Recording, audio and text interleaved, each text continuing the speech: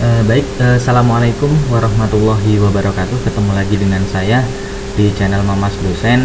Pada kesempatan kali ini kita sampai pada sesi pembelajaran masih di bab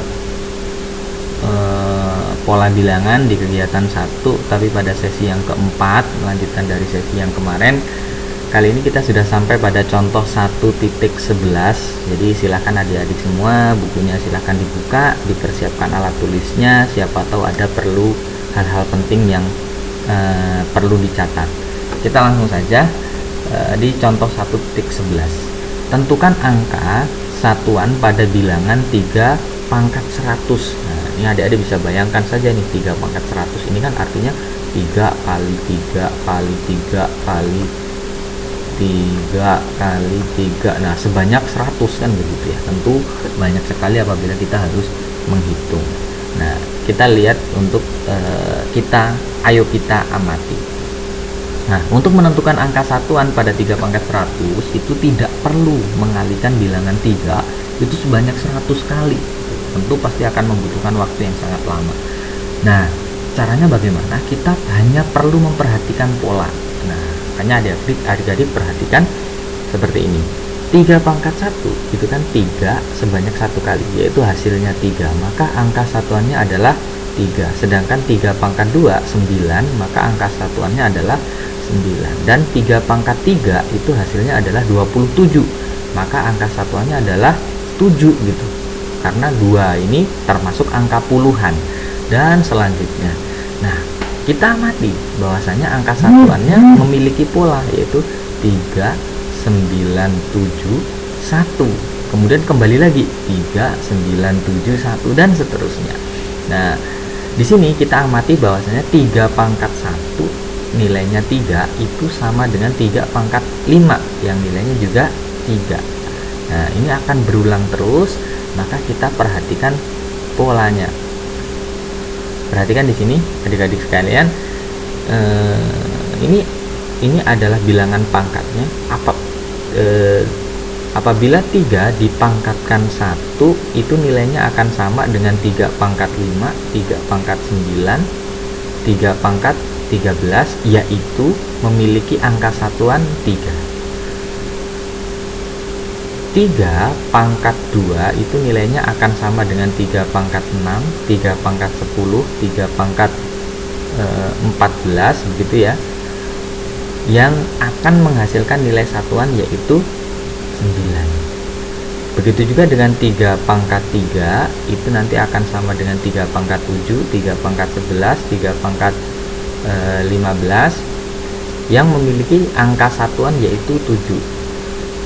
3 pangkat 4 akan sama dengan 3 pangkat 5, 3 pangkat 12, 3 pangkat 16 yang memiliki angka satuan 1, jadi 3, 9, 7, 1 kan begitu ya. Nah, dari sini kita coba lihat polanya. Ternyata bilangan-bilangan yang saya lingkari ini gitu ya, ketika dibagi 4 itu bersisa 1. Apa kesimpulannya? Ketika pangkatnya gitu ya, ketika pangkatnya dibagi 4 sisa 1 gitu ya, maka bilangan satuannya itu nilainya 3 kan begitu. Sedangkan yang kedua, apabila bilangan-bilangannya itu dibagi 4 bersisa 2 sama dengan di awal, maka angka satuannya 9. Begitu juga selanjutnya. Dari yang saya lingkari ini, ketika dibagi dengan 4 bersisa 3 gitu ya, maka angka satuannya akan 7. Dan yang terakhir di sini, ketika bilangan-bilangan pangkatnya ini dibagi dengan 4 bersisa 0, maka pangkatnya 1. Nah, sekarang bisa dari pola ini kita menentukan bahwasanya 3 pangkat 100 itu nanti angka satuannya akan 1. Kenapa? Karena 100 ini ketika dibagi 4 itu kan bersisa 0. sehingga angka satuannya pasti satu. Ya, jadi seperti itu. Nah, adik-adik kalau masih belum paham silahkan dipahami dan dicoba untuk 3 pangkat 25, 3 pangkat 98, 3 pangkat 2013. Jadi seperti itu.